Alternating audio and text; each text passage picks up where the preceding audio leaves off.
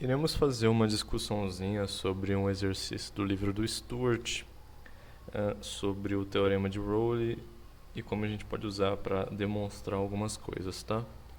A gente tem aqui um enunciado da demonstração do teorema de Rowley, né? Eu não sei como pronunciar isso aqui, Rowley, eu não sei como direito. Mas que está enunciado pegado do livro do Stewart, tá? Do volume 5, que eu achei na internet e tá um pouquinho ruim a qualidade, mas eu acho que dá para ler. Então, essa aqui é a demonstração desse teorema aqui. Para esse teorema ser válido, a gente tem que ter que f tem que ser contínua no intervalo de AB, f tem que ser derivável nesse intervalo aberto aqui, de A e B, né? Dentro dessa função, ela tem que ser derivável. Claro que nos extremos pode não ter derivada, já que são extremos e ela tem uma quebra repentina, né, da continuidade dessa função. E o f de A tem que ser igual ao f de B. Vamos dar uma exemplificada disso aqui com um gráfico. Então aqui a gente tem um gráfico para exemplificar essa ideia. A gente tem um gráfico qualquer, com uma cara aqui qualquer de uma função, tá? E aqui a gente tem essa função assumindo no intervalo AB valores iguais em seus extremos. Então o f de A é igual ao f de B aqui, como dá para ver.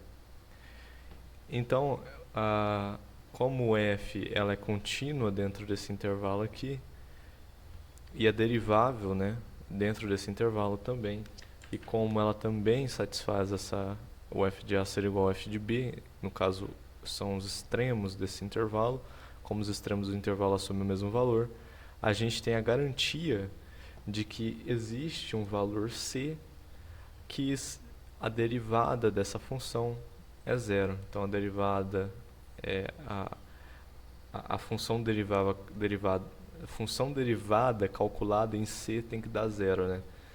Então se a gente tem f de x aqui, se a gente pegasse a f' de x1, isso aqui teria que ser zero, aqui como a gente tem uma reta aqui horizontal, né?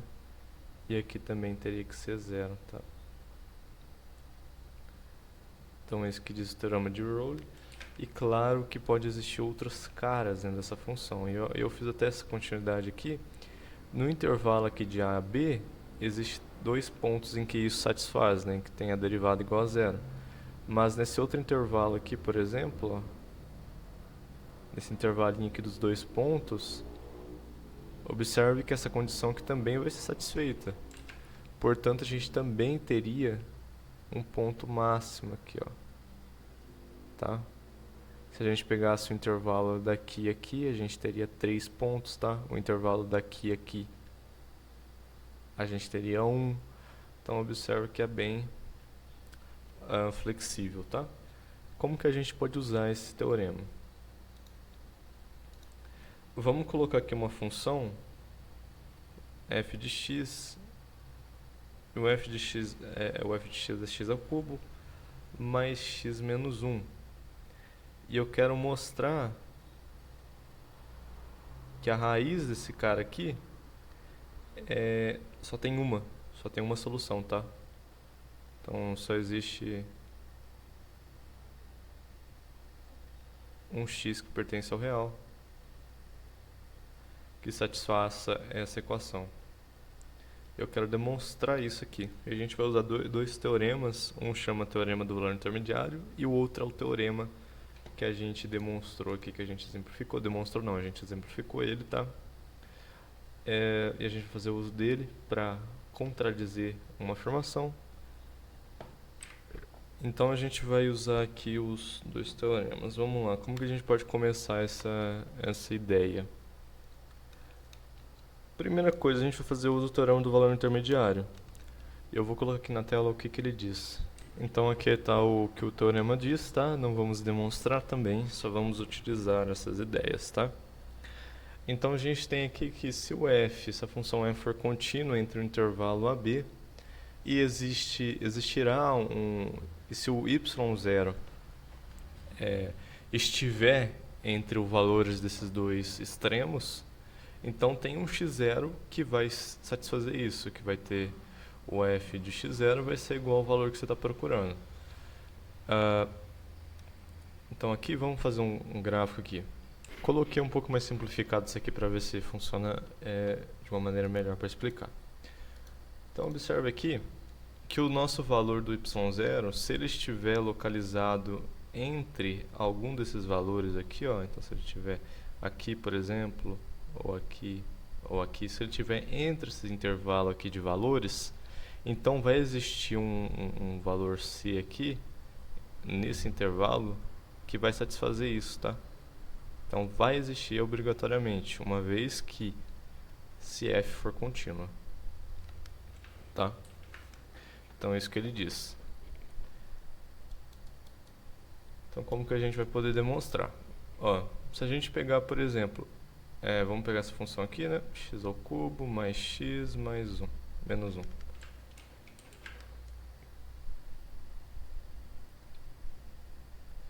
Vamos pegar o x igual a 1, que vai dar 1 mais 1 menos 1, que vai dar 1, e o x igual a 0, que vai dar 0 mais 0 menos 1, que vai dar menos 1. Então observe que a gente tem um intervalo aqui, ó, de 0 a 1.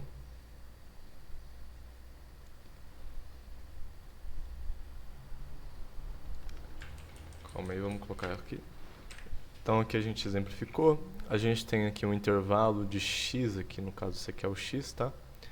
E esse aqui é o f de x. Então o intervalo de x que vai de 0 a 1. Esse aqui é o intervalo AB, tá? Esse intervalo AB aqui.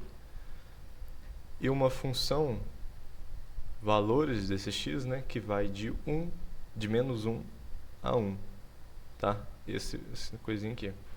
E como a gente exemplificou aqui, vai existir um y0 aqui, ó. Que no caso a gente pode colocar um y0 igual a 0. E ele está entre esse intervalo menos 1 e 1. Portanto, deve existir um valor c que satisfaça essa equação, tá? Aqui, ó, entre esse intervalo de 0 a 1 tem que existir um c, tal que o f de c tem que ser y0, que é igual a 0. Então, dentro desse intervalo tem que ter um f de c que tem que ser igual a y0, que tem que ser igual a 0, uma vez que o y0 está entre 1 e menos 1. Então existe uma raiz aqui, 0, tá? Nesse intervalo. E como que a gente pode demonstrar que ela é única, certo? E aí, para a gente mostrar, a gente vai usar o teorema de Rowley, tá? E o que a gente vai fazer aqui é o seguinte. Nós iremos supor que ao invés de ter uma solução para essa equação aqui, a gente tem duas, tá? Então a gente vai ter que duas soluções, que o f de, vamos trocar de letra, que o f de z tem que ser igual a 0 e o f de w, por exemplo, tem que ser igual a 0, também, tá? Então a gente teria aqui dois valores de raízes para essa equação aqui. Então observe a semelhança, né? A gente tem um intervalo de z a w, um intervalo contínuo, tal que as extremidades são iguais, as extremidades deles são iguais, f é contínua e ela é derivável nesse intervalo aberto, uma vez que ela é contínua também aqui, né? Como a gente tinha aqui, é um polinômio, ela é contínua. Então a gente tem que existirá um c na derivada dela que tem que dar 0. Então vamos observar de novo o teorema, que ele enuncia. Olha só, se o f for contínuo em A e B, vamos deixar aqui no cantinho, ó, deixa aí ficar bagunça, né? Então, se o f for contínuo em A e B, e no caso a gente tinha um intervalo z a w, e ele é contínuo, ele é derivável nesse intervalo, e os seus extremos também são iguais. Os dois valem 0. Então, existe um c que pertence a esse intervalo de z a w, de tal forma que a derivada dele no ponto C é 0. E vamos ver por que isso aqui é uma contradição. Se a gente for derivar esse polinômio aqui, a gente vai ter 3x ao quadrado mais 1. E a gente tem que isso aqui, ó, que o f' de c tem que ser 0, porque o c pertence a esse intervalo aberto aqui e ele satisfez todas as condições do teorema de Rowley. Portanto, isso aqui tem que ser 0. Só que olha só, isso aqui nunca é 0.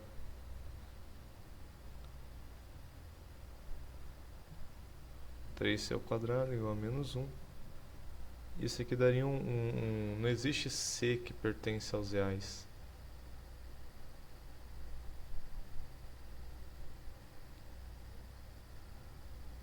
Tal que 3c² mais 1 é igual a 0. Não tem nenhuma solução aqui que satisfaça a condição. Tanto porque o c² aqui sempre vai ser maior do que 1. Então nunca vai conseguir subtrair com esse 1 aqui para que dê 0, tá? Isso aqui vai ser sempre positivo. Então não existe uma derivada, o que é uma contradição, uma vez que se existisse dois pontos aqui que cortasse o eixo x, então essas condições deveriam ser satisfeitas. Foi satisfeita aqui, né, por essa suposição, mas aqui a gente chegou numa contradição. Portanto, a única solução real para f de x igual a 0, né? A única solução real para isso aqui é o valor, é um valor único, tá? É um valor único que está aqui. Ela é o único valor que satisfaz isso, tá? Então é isso que a gente tem. E é bem interessante.